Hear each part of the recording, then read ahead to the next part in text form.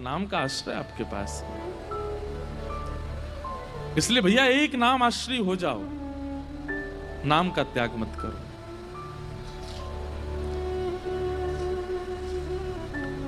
एक भगवान के परम भक्त थे केशवदास। क्या नाम था? केशवदास। तो श्री केशवदास जी का ऐसा चरित्र है कि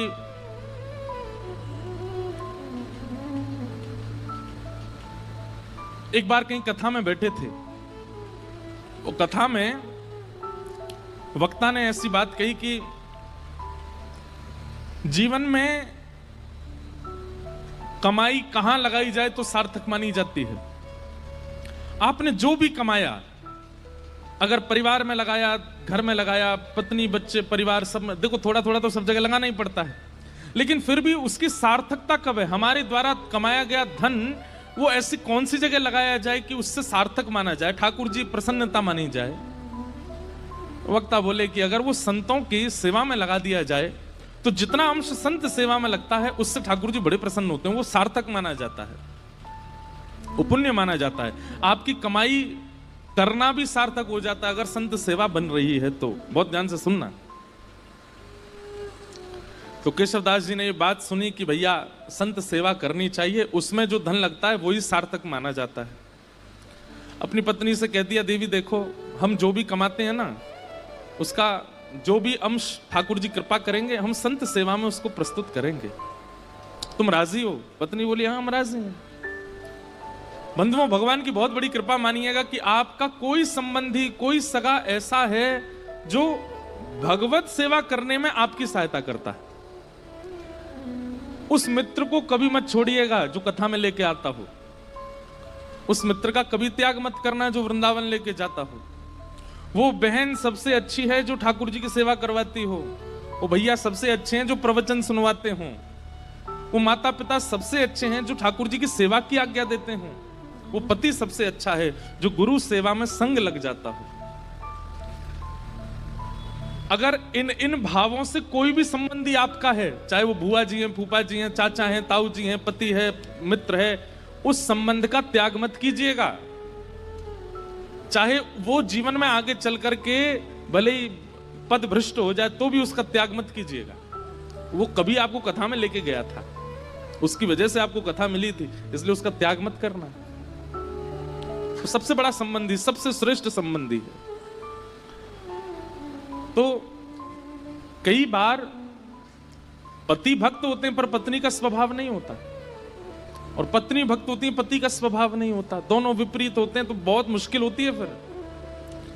लेकिन केशवदास जी की जो पत्नी थी वो बिल्कुल योग्य थी। उसने कहा आपकी जैसी इच्छा, आप कहेंगे संत सेवा होनी चाहिए तो होगी। इतना धन नहीं कमाते थे, बहुत अल्प सी धन कमाते थे कि बस दिन रात भोजन हो जाए बस, लेकिन संत सेवा का प्रण ले लिया। एक बात मानेंगे हमारी,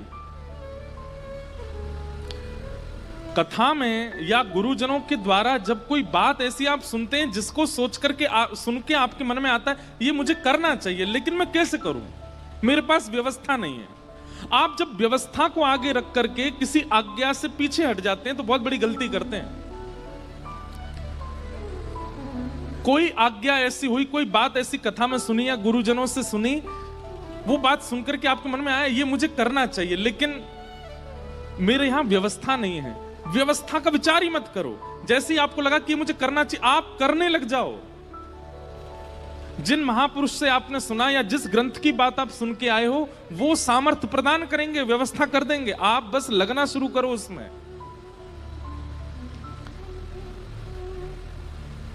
छोटा सा बच्चा स्कूल जाता है और किताब के अक्षरों को देख करके रोने लग गया।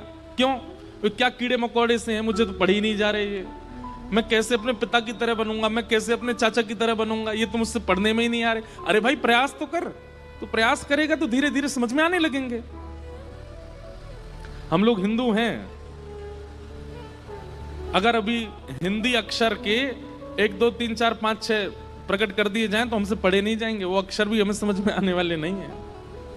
प्रयास करेंगे तो सब समझ में आता है। इसलिए कभी कोई आज्ञा ऐसी आप सुनते हैं और उसके प्रति आपका भाव बनता है कि ये मुझे करना चाहिए। मान लीजिए किसी महापुरुष की वाणी से आपने सुना कि संत सेवा करनी चाहिए, सप्ताह में एक दिन निश्चित कर लो कि चाहे ढूंढ के करके आए संत सेवा करेंगे। आपके मन में आया कि मेरा मन तो हो रहा है कि मैं करूं, पर कैसे करूं? क्यों? व्यवस्था नहीं है, चाहे धन की कमी है, चाहे परिवार में कोई साथ देने वाला नहीं है, आदि आदि जो भी व्यवस्था का चिंतन करके रुकिए मत। मुझे संत सेवा करनी चाहिए, ठीक है, अगले सोमवार से मैं सोमवार संत सेवा करूंगा। आप तनिक से प्रारंभ तो करिए। आप प्रारंभ करोगे, पूरा ठाकुर जी कराएंगे। केशव दास जी के चरित्र से सीखने को मिलेगा आपको।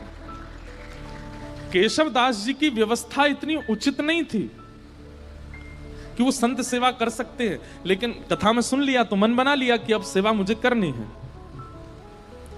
और पत्नी का साथ लेकर के जो भी धन कमाते थे उससे बढ़िया प्रसादी बनाते, संतों को निमंत्रण देते, घर पर संत आते, प्रसाद पाते। भगवान की दया से इतना ही प्रसाद बनता कि संत जन पा लेते, उनके लिए नहीं बच पाता था। तो दोनों क्या करते, जो संतों की शीत प्रसादी होती थी उसी को इकट्ठा करते, उसी को पा लेते। कभी कभी वो मिल भी नहीं पाती थी, अब संतों से थोड़ी कहेंगे कि छोड़ जाना थोड़ा, वो बेचारे प्रेम से पाते थे तो कई बार मिलता भी नहीं था, लेकिन संत सेवा बनने लगी। लेकिन ठाकुर जी बहुत दिन तक अनुकूलता रहने नहीं देते।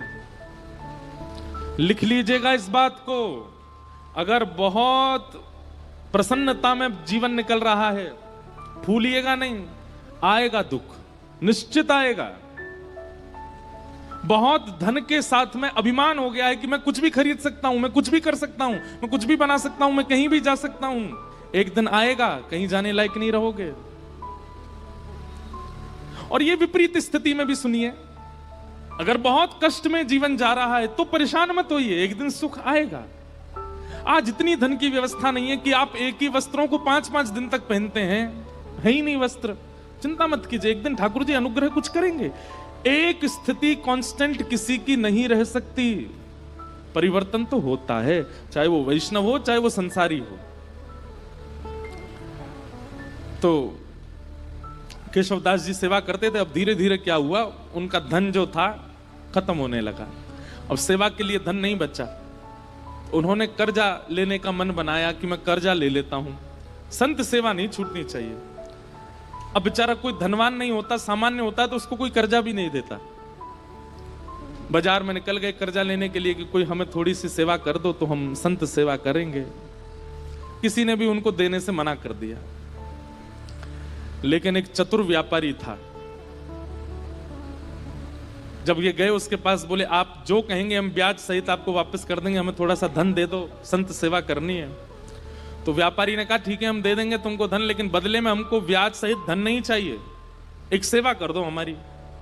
ये तो नाचने लगे, बोले आप जो कहोगे सो कर दूंगा। क्या करना है पूछा नहीं, हम आप सब लोग होते तो पूछते, भाई हम जितना धन ले रहे हैं उसके समान ही मेहनत करेंगे। बोले आप धन दे दीजिए, मैं संत सेवा कर रहा हूं, उसके बाद आ जाऊंगा, आप जो कहोगे करने को तैयार हूं। धन दे दिया, संत सेवा हो गई। संत सेवा करने के बाद पत्नी से कह दिया देखो अब अगले 1 हफ्ते के लिए हमारे पास में खूब संपत्ति आ गई है, अब तुम चिंता मत करो, संतों की सेवा पर मैं किसी को कर्जा चुकाने जा रहा हूं। तो कर्जा कैसे चुकाओगे, आप धन तो है नहीं। बोले वो सेवा करनी है, उसी से चुक जाएगा। एक भला आदमी मिल गया, उसने कहा कि पैसा मत लौटाना, सेवा कर देना। केशवदास जी लौट करके गए उसके पास, बोले भैया बताइए क्या सेवा करनी है, आप कहें तो बर्तन मांज दूं, झाड़ू लगा दूं, पोंछा कर दूं, पुताई कर दूं, क्या करना है आप बताओ। बोले हमारी एक जमीन है, वहां पर कुआं खोदना है।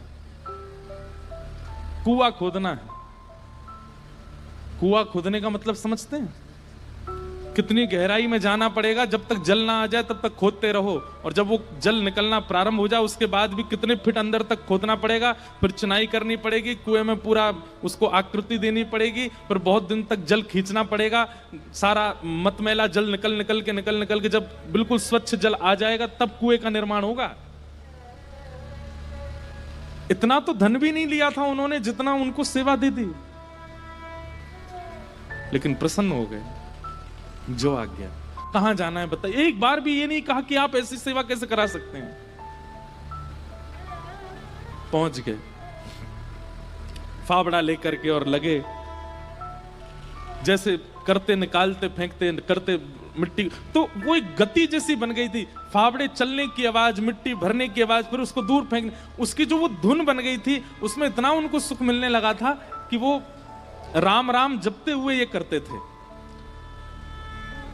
और उन्होंने नियम लिया कि ये मैं अपनी संत सेवा चुका रहा हूं, किसी से लिए थे मैंने धन संत सेवा, वो चुका रहा हूं।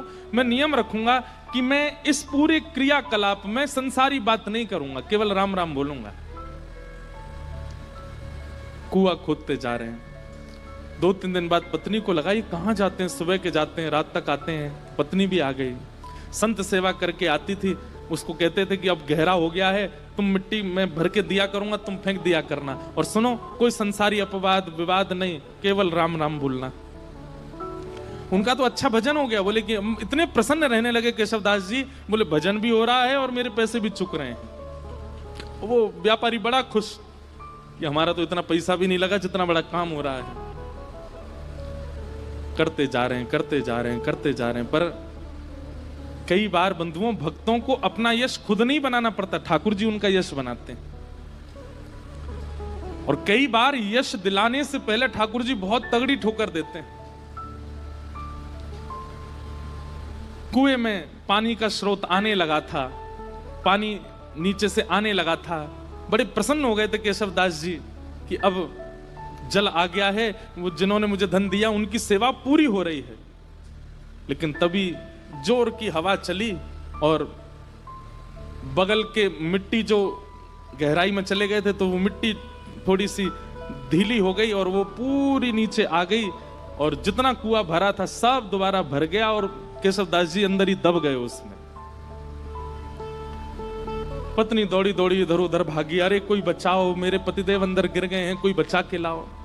कोई धनवान मानी व्यक्ति होता तो लोग प्रयास भी करते, और केशवदास जी बेचारे सामान्य व्यक्ति, किसी ने मदद नहीं की। सब सोचने लगे कितना गहरा, तुम्हारे पति को 1 महीना लगा इतना अंदर जाने में, हम इतने भीतर तक मिट्टी कैसे निकालेंगे बाहर। कुछ लोगों ने सोचा, बोले भाई अकेला निर्वन कैसे करेंगे, कुछ पैसा वैसा देके इनको शांत कर दो, और कुछ धन धान्य दे करके उनको, बेचारी वो भी कहां तक किसके पास जाती हैं। लेकिन रोज ठाकुर जी से प्रार्थना करती, मेरे पति ने कभी कोई गलत क्रिया नहीं की, आपके नाम का आश्रय लिया, संत सेवा की, नाथ आप ऐसा अनहित नहीं कर सकते उनके साथ। 1 महीना व्यतीत हो गया, मृतक घोषित हो गए केशवदास जी। 1 महीना बाद जहां वो कुआं खोदा जा रहा था, अब तो वहां पे कुआं खोदने का कोई प्रश्न नहीं उठता था। लोगों ने कहा कि इसमें तो आदमी मर गया भीतर, अब कुआं मत खोदना यहां पे। लेकिन लोग बाग जब वहां से निकलते थे तो वो एक मिट्टी का टीला बन गया था। जब वहां से निकलते तो राम नाम धुनी सुनाई देती, और राम नाम धुनी केवल राम राम करती हुई सुनाई नहीं देती, साथ में झांझ, मंजीरा, करताल, सारंगी आदि आदि वाद्य भी सुनाई देते, जैसे मानो कोई उत्सव महोत्सव चल रहा हो। आते जाते लोगों को लगता शायद पास के गांव में कीर्तन चल रहा होगा। लेकिन जब 10-15 दिन तक अखंड नाम धुनी सुनाई देने लगी, पास के गांव में जाकर के देखा कोई उत्सव नहीं है, तब बोले शायद यही कुछ है। तभी एक राजा को यह बात पता चली। उस राजा ने अपने सैनिकों को लगवा करके पूरी मिट्टी निकलवाई वहां से, और भीतर जाकर के जब देखा तो एक मट्टी का एक मानो जैसे कुंज जैसी बन गई थी, और उस कुंज के भीतर सुंदर पात्र में सुंदर प्रसादी रखी थी, और प्रसादी के साथ ही भीतर एक दिया जल रहा था, और वहां पर श्री केशवदास जी बैठ करके कीर्तन कर रहे थे, और उनके कीर्तन के साथ में वहीं के जितने जीवाणु आदि थे वे सभी मानो जैसे करताल, मजीरा आदि ढोल बजा करके उनके कीर्तन को सार्थक कर रहे थे। ये देख करके सब हैरान रह गए। नाम का बल ये सामान्य बात नहीं है। नाम का आश्रय लेने वाला व्यक्ति कैसी भी परिस्थिति में हो, नाम सब सुलभ कराने की सामर्थ्य रखता है। ठाकुर जी के नाम में इतना बल है। हमारे गोवर्धन में एक बाबा गए, गुरु दीक्षा लेने के बाद अपने गुरु जी से कहा, आप जो आज्ञा देंगे मैं उसको पूरी करूंगा, आप बस आज्ञा दीजिए। गुरु जी ने भी ऐसी आज्ञा दी जो बाबा कर ही नहीं सकते थे। क्या? कि जितने भी संस्कृत साहित्य ग्रंथ हैं हमारे संप्रदाय के, सबका अध्ययन करके सबको कंठस्थ करो। बाबा बोले मैं तो अंगूठा टेक, मुझ पर संस्कृत कहाँ आती है। गुरुजी बोले हम एक ही बार आज्ञा देते हैं, हमने जो आज्ञा देनी थी वो दे दी। बाबा इतने रोने लगे, गिरिराज जी के तलेटी में रोते, हे किशोरी जी, हे श्यामाजू, मैं तो अनपढ़ गंवार हूं और गुरुजी ने आज्ञा की कि सारे संस्कृत साहित्य हमारे संप्रदाय के सबको कंठस्थ करो। कैसे करूंगा मैं, मुझे तो पढ़ना ही नहीं आता, मुझे तो केवल आपका नाम आता है, मैं तो केवल राधा राधा करना जानता हूं और कुछ नहीं आता मुझसे। इसी चिंता में रोने लगे, राधा राधा पुकारते पुकारते रोते थे कि मुझ पर तो कुछ भी नहीं आता, मैं अपनी गुरु इच्छा गुरु आज्ञा को कैसे पूरी करूं। 4-5 दिन तक तो रुदन किया, 5वें दिन मानसी गंगा में डूब करके प्राण त्यागने को तैयार हो गए। बोले अब मैं प्राण त्याग दूंगा, अब जीवित रहने का मेरा कोई, मैं गुरु इच्छा पूरी नहीं कर पा रहा, गुरु आज्ञा पूरी नहीं कर पा रहा, और मेरी उम्र अब 50 की हो चुकी है, अब मैं कहां से पढ़ना सीखूं, कैसे याद करूं। मानसी गंगा में जैसे ही अपने प्राण त्यागने के लिए कूद ही रहे थे, तभी किशोरी जी प्रकट हो गई। और किशोरी जी प्रकट होकर के बोली, क्यों अपने प्राण त्याग रहे हो। बोले कि हे स्वामिनी जी, मेरे गुरु ने आज्ञा की, मेरा सौभाग्य कि आपके मुझे दर्शन हो गए, पर मेरे गुरु ने मुझे आज्ञा की कि सारे संस्कृत साहित्य याद करो, कैसे करूं, मैंने तो पढ़ा लिखा ही नहीं हूं। किशोरी जी ने कहा अपनी जीभ बाहर निकालो, और बाबा ने अपनी जीभ बाहर निकाली। श्यामाजू ने वो जीभ पकड़ करके और एक सीख से उस पर कृष्ण लिख दिया, और कृष्ण लिख करके कहा अब जाओ, तुमने जीवन भर नाम गाया है मेरा, और उससे श्री कृष्ण प्रसन्न हुए हैं। श्री किशोरी जी का नाम गाने से किशोरी जी प्रसन्न नहीं होती हैं, ठाकुर जी प्रसन्न होते हैं, और ठाकुर जी का नाम गाने से किशोरी जी प्रसन्न होती हैं। बोले आपने जीवन भर मेरा नाम गाया और कुछ आपको नहीं आता है, इसलिए ठाकुर जी बड़े प्रसन्न है, और उन्होंने प्रसन्न होकर के कहा है कि मेरी जितनी सिद्धियां उनमें एक विद्या सिद्धि है, वो विद्या सिद्धि आप इसको दे आओ श्री जी, अब जाओ, अब तुम्हें पढ़ने की भी आवश्यकता नहीं है, तुम बस गुरु जी जो प्रश्न करें सबका उत्तर देते जाना, सारा साहित्य तुम्हारी जिह्वा पर विराजमान हो गया। जैसे ही गए, गुरु जी ने कहा कि पढ़ाए। बोले हाँ, 5 दिन पहले तो हमने आज्ञा दी, बड़ी जल्दी पढ़ाए। बोले गुरुजी आप आज्ञा करें, कौन सा साहित्य, कौन सा ग्रंथ सुनाऊं। गुरुजी ने ग्रंथ का नाम बोला तो बैठ करके पूरा ग्रंथ सुना दिया। बोले कैसे प्रकट हुआ। बोले केवल नाम का आश्रय, श्री जी के नाम की कृपा हुई है, मैं पढ़ा लिखा नहीं हूं, श्री जी ने कृपा करके अपने नाम की कृपा से मुझे ये सब प्रदान कर दिया। इसका मतलब ये नहीं है किसी के पेपर हो तो रात भर राधे राधे बोलता रहे, हे किशोरी जी कल मेरा एग्जाम अच्छा हो जाए। लंबे समय तक नाम का आश्रय लीजिए, और उस नाम का आश्रय किसी कार्य की सिद्धि के भाव से मत लीजिए, बस नाम का आश्रय लीजिए, कार्य सब अपने आप ठीक हो जाएंगे। सत्यम परम धीमहि, परम सत्य भगवान का नाम है, उसे हम बारंबार प्रणाम करते हैं। धर्म प्रोजित कई तवोत्र परमो निर्मत्सराणां सतां, वैद्यं वास्तवमत्र वस्तु शिवदं तापत्रयोन्मूलनम्। श्रीमद्भागवते महामुनिकृते किं वा परैरीश्वर, सद्यो हृद्यवरुध्यते त्रिकृतिभिः शुश्रूषुभिस्तत्क्षणात्। धर्म प्रोजित कई तवोत्र परमो, परम धर्म की इच्छा चित्त में प्रकट होना, ये विषय है भागवत जी का।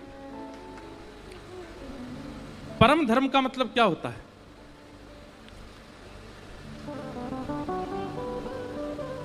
परम धर्म का मतलब क्या है कि अब मैंने बहुत कमा लिया, बहुत खा लिया, बहुत कर लिया, बहुत सब कुछ करके देख लिया, अब मुझे एक ठौर चाहिए बस। एक प्रकार का ये परम धर्म है। धर्म क्या है? कमाने में निपुणता प्राप्त करना, घर परिवार को संभालने में निपुणता प्राप्त करना, बच्चों का ब्याह करना, पत्नी को संभालना, परिवार को संजोना, व्यापार भी उचित कर, ये सब धर्म के अंतर्गत आता है। पर परम धर्म का मतलब क्या है? अब इस देह का तो मैंने कल्याण कर लिया, अब आत्मा का कल्याण करना है, वो परम धर्म है। एक दिन ऐसी चेतना मन में प्रकट हो जाए कि बस अब इस आत्मा की सदगति मुझे देखनी है, कैसे होगी, अब मुझे एक आश्रय चाहिए। आपने सुना होगा प्राचीन काल के जितने भी राजाओं की कथा सुनाते हैं व्यास मंच से, सब में क्या कहते हैं, एक उम्र आने पर राजा वन को चले गए, राजा वन में जाकर के भजन करने लगे। पर आजकल कोई वन में नहीं जाता, वन ही नहीं बचे, आजकल कोई वन में नहीं जाता। लेकिन एक बात कहें, इस कलिकाल में वन श्री वृंदावन है। आपका मन जिस दिन वृंदावन की ओर बढ़ जाए, मन जिस दिन वृंदावन के अलावा और किसी को प्रायोरिटी ना देता हो, उस दिन समझ जाना कि बस यही हमारा वनवास है, यही हमारा वन गमन है। मन में और कोई इच्छा ना आवे वृंदावन के अलावा। बंधुओं, कभी कभी अपनी भक्ति ऐसे नापा कीजिए कि आपको ठाकुर जी और दूसरी तरफ संसार की कोई वस्तु रख दी जाती हो और एक चीज चुनने को कही जाती हो, फिर अपने मन को देखा करो कहां की तरफ आकर्षित हो रहा है। जैसे एक तरफ तो ठाकुर जी का राजभोग प्रसाद है और दूसरी तरफ पिज्जा है, बर्गर है, बढ़िया बढ़िया चीजें हैं संसारी जो ठाकुर जी को भोग नहीं लगी। अब अपने मन से पूछो, एकांत में किया करो, ये सबके सामने करोगे तो सबको पता चल जाएगा, और कई बार सबके सामने तो आप आडंबर भी कर सकते हो, जबरदस्ती प्रसाद ही पकड़ोगे। पर कभी कभी अपने आप से पूछिए कि आपका मन किस तरफ जा रहा है। आप नाम जप करते हैं, रोज तिलक लगाते हैं, कथाएं सुनते हैं, कभी कभी नाप तोल के देखा तो कीजिए कि भक्ति की स्थिति पहुंची कहां। अभी बहु व्यंजन एक तरफ रख दीजिए और ठाकुर जी का प्रसाद एक तरफ रखिए, और बिल्कुल बिना चीटिंग के देखो कहां की तरफ, किसकी सुगंधि की तरफ, किसके स्वरूप की तरफ जीव में पानी आ रहा है, मन जा रहा है। अगर वो संसारी वस्तु के प्रति हो रहा है तो फिर उसके बाद भजन में एक माला बढ़ा दो, थोड़ा सत्संग और बढ़ा दो। और यदि वो ठाकुर जी के प्रसाद की ओर भाग रहा है, बहु व्यंजन सामने रखें लेकिन मन में इच्छा ही प्रकट नहीं हुई, ठाकुर जी का प्रसाद प्रधान है, अब ये समझ जाओ कि हमारे गुरु की कृपा, हमारे भजन का प्रभाव, हमारी सत्संग, हमारे पुण्यों का प्रभाव, ठाकुर जी हमें प्रिय लग रहे हैं। अब प्रसन्न हो जाओ। स्थानों को रखो, एक तरफ अपॉर्चुनिटी है आपके पास कहीं विदेश जाने की, और एक तरफ अपॉर्चुनिटी है फ्री समय हम वृंदावन भी जा सकते हैं। कहां जाना चाहिए? लेकिन मन में विदेश का ही आएगा। यहां बोल रहे हो आप लोग, आप विदेश जाने के लिए पहले हां करोगे, वहां जाना है। कभी कभी ये नाप तोल करके देखा कीजिए कि कहां की तरफ रुझान ज्यादा है, और यदि वो रुझान भगवत सेवा के प्रति, भगवत वस्तुओं के प्रति बढ़ रहा है तो इसका मतलब क्या है? आप परम धर्म के मार्ग पर अब निकल चुके हो, अब उसके प्रयास और ज्यादा कीजिए। अब ठाकुर जी ने चुन लिया है, अब इस मार्ग को और निपुणता से इस मार्ग पर आगे बढ़िए। धर्म प्रौजत कई तवोत्र परमो निर्मत सराणाम सताम।